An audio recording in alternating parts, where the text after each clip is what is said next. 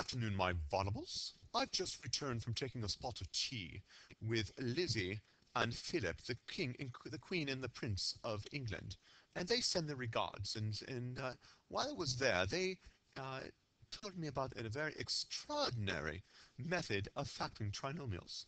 So I am going to impart this wisdom from Lizzie and Philip upon you today. Now, I'm not going to bore you with this silly accent, so just going to talk my no, that's not my normal accent either. Anyway, here we go. This method of factoring trinomials is called the British method, actually. I've, I've, I've just seen that, and I'm not sure why we call it the British method. Maybe because this is the way it's taught in British schools. I don't know. But if you notice, what's different about these type of problems than on the previous video that I imparted upon you, um, the leading coefficient, once again, is not 1, but this time the leading coefficient is 9, which is a composite number. And what makes it even worse is that the last term is an 8, which is not prime either. So yikes, we got all these different ways of checking and trying to come up with different combinations that would eventually give us the correct combination. And that's a lot of checking. When I went to school, this is the only way I learned. I only learned just guess and check until you get it right. And some people got it because they're really good at factoring, and other people never got it because they were awful at factoring.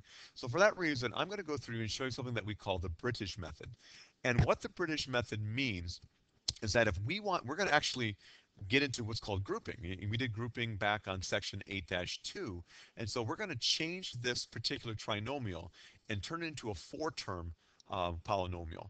And the way that we do that is we first start off by taking the a term and we're going to multiply it times the c term, which is, because remember that we're basically looking at it in this form: ax squared plus bx plus c. That's our basic term for what we call a trinomial. So what we're going to do is we're going to multiply the a coefficient times c. So in this case, it's going to give us 9 times 8, which is 72. And so our next job right now is, now that we know we have 72, we need to try and think of 2 factors of 72 that have a sum of 18. Now here's, we got it, the old factoring method. There's all these different factors of 72. So we can have 72 times, oops, that's a 71. 72 times 1, but that adds up to 73. That's not going to work. We could try 36 times 2, but that sum is going to be 38. We can have 24 times 3, but that sum is 27. Let's keep working our way down.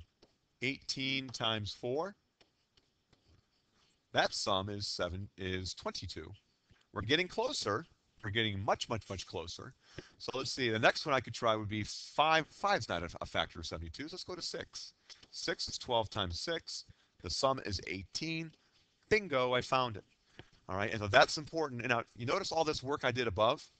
If you are able to just skip down and get 12 times 6 in your head, or if you just do all the other in your head and then you get down to it, that's fine. I'm just showing you what I'm doing. Quite honestly, a lot of this I would be doing in my head. You know, the 72 times 1, 36 times 2, 24 times 3, 18 times 4. I'm not going to write it all down. But I'm going to get to this one and say this is the one, because 12 times 6 is 18, and 12, I'm sorry, I said that wrong. 12 times 6 is 72. 12 plus 6 is 18.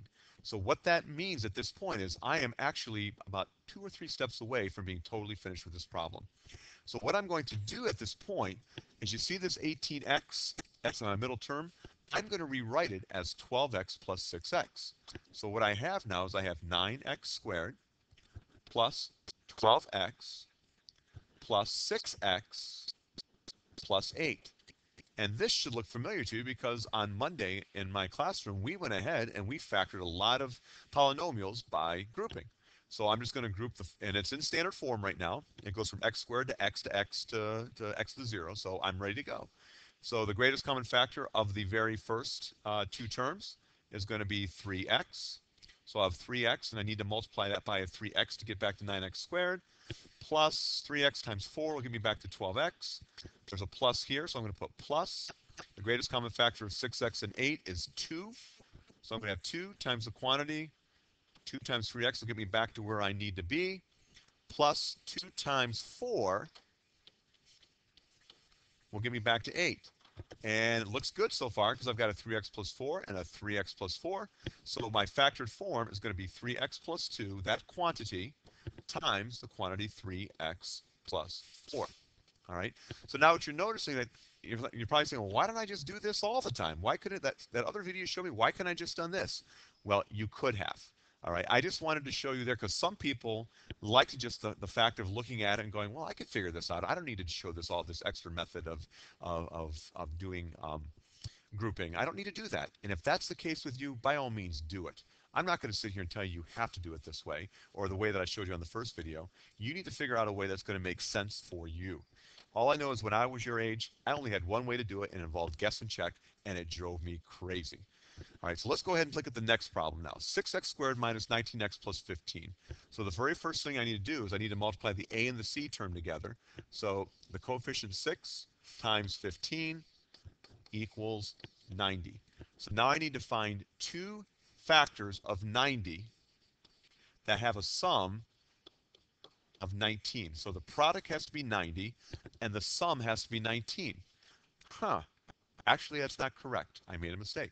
The sum is not 19. If you look back at the problem, it's actually negative 19. All right, that's important. So I now have two numbers that are factors of 90 that have a sum of negative 19. Well, a lot of you right away are going to say, wait a minute, 9 and 10. 9 and 10. How about that? 9 and 10 has a product of 90, but 9 and 10 sums to positive 19. So I just need to put a negative 9 here and a negative 10 there. So I'm very close to being finished. So now I'm going to take that negative 19x squared, or negative 19x, I'm going to break it apart. And I'm going to write down 6x squared minus 9x minus 10x plus 15. And I'm 2 steps away from being done with this factoring problem. So once again, we're going to look at the first two terms. It's in standard form, so I'm ready to go. So the greatest common factor of 6x squared minus 9x is going to be 3x times the quantity 3x times 2x will put me back at 6x squared minus 3x times negative 3 will put me back at negative 9x. So go to the next one. Since there is a negative out in front of here and it's already in standard form, I'm going to put a minus. So I put a minus, and the greatest common factor of 10x and 15 is 5. So there's going to be a 5 out in front, and then that's going to leave me with 2x minus 3. Because remember, negative 5x times positive 2x gives me the negative 10x up top, and then the negative 5x, or sorry, the negative 5 times the negative 3 will put me back at the positive 15. So I know I have the exact same terms inside my two binomials.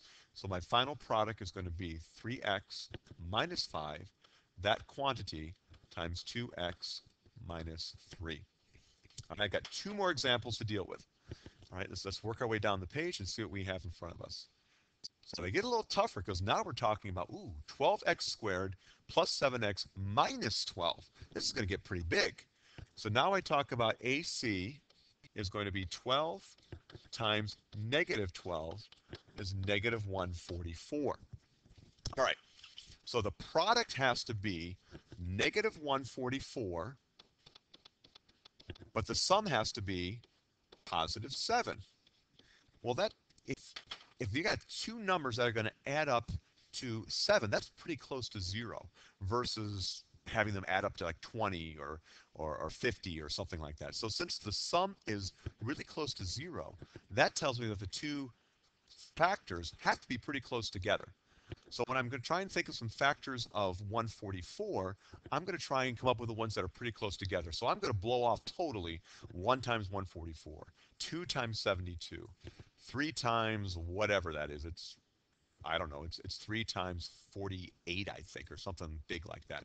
So I'm going to get myself closer together, and I'm going to go to, let's try, so 12 times 12 is not going to work because that will get you 0 for your middle term. So 12 times 12 makes no sense because their sum would be, or has to be 12 times negative 12, I'm sorry.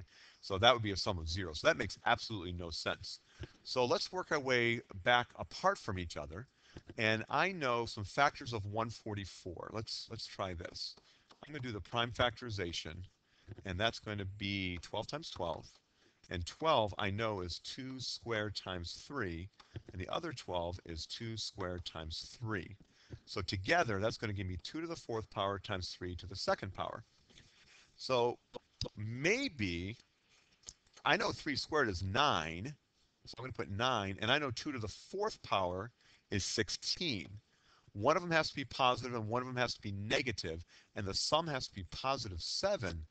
Holy cow, 16 and 9 are only 7 apart, and I know one of them is going to be negative, so I'm going to make the 9 negative, because that would give me 16 plus negative 9, which would be the 7 that I'm looking for.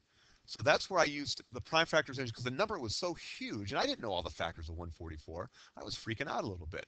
So I thought, why not do the prime factorization, and then maybe I could find some factors. And in fact, I found the factors that were pretty close together. So I'm going to get rid of the prime factorization now. If you need to see it again, just rewind the video a little, go back a little bit, and you'll be able to see it. So if I know the answers I'm looking for are 16 and negative 9, so I'm going to rewrite that middle term as, so I've got 12x squared, and I'm going to rewrite it as plus 16x, and then I'm going to write it as minus 9x minus 12. And I should be just a couple steps away from finishing this problem. So I look at this, I go, all right, the greatest common factor of the first two is just the old, same old again. So the greatest common factor of 12x squared and 16x is 4x. And I need to multiply it by 3x to get back to 12x squared, plus 4. That will give me back to 16x. Since there is a minus here and it's in standard form, I can just go minus the greatest common factor of 9x and negative 12. It looks like I'm going to get 3. So minus 3 times the quantity of 3x plus 4. Don't forget, you got to be careful with those signs, because negative 3 times a positive 3x, that gives you back to the negative 9, and then negative 3 times a positive 4, that gets you back to the negative 4. So I've done it right.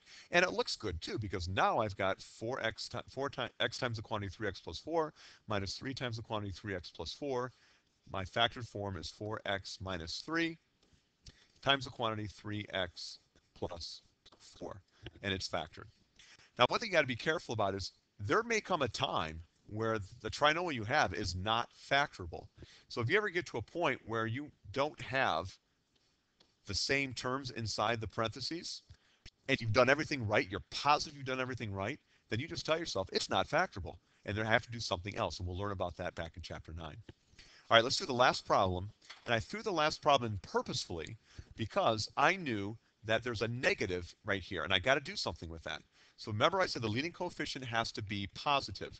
So therefore, the first thing I have to do is factor out a negative 1, and I'm going to have 10x squared minus 11x minus 6. So that negative 1, so now I can factor 10x squared minus 11x minus 6. So I'm going to do my AC term is 10 times negative 6, which equals negative 60. So I have to come up with two factors of 60, one positive and one negative, that are going to be 11 apart when I subtract them. So in this case, I'm looking at this and I'm thinking probably, because I know it's going to be negative 15 times positive 4. Because when I add them together, I get negative 15 plus 4. And that equals negative 11. And that's exactly what I wanted to have. So at this point, I'm speeding up right now because I'm running out of time. So I'm going to have negative 1 times 10x squared minus 15x plus 4x minus 6. I have to use what's inside with the factored form. So I don't want to be able to look at all this. And now when I break that apart even farther, leave the negative 1 out front, I'm going to have the greatest common factor here is 5x times the quantity 2x minus 3 plus 2 times the quantity x, 2x minus 3. It factors into the form negative 1, don't forget that negative 1, times the quantity 5x plus 2 times the quantity 2x minus 3. And if you really need to check the outer and inner terms to make sure you didn't make a mistake, that's going to be negative 15x plus 4x. So what I've shown you, Vonables, is that the one I showed you on the other video, the method I showed you there, you can use that method here. The method I'm showing right now, you can do those on the prime ones as well. But sometimes people want to just do them more quickly. So thank you. I hope this helps clarify a few problems that you have in factoring when the leading coefficient is not 1.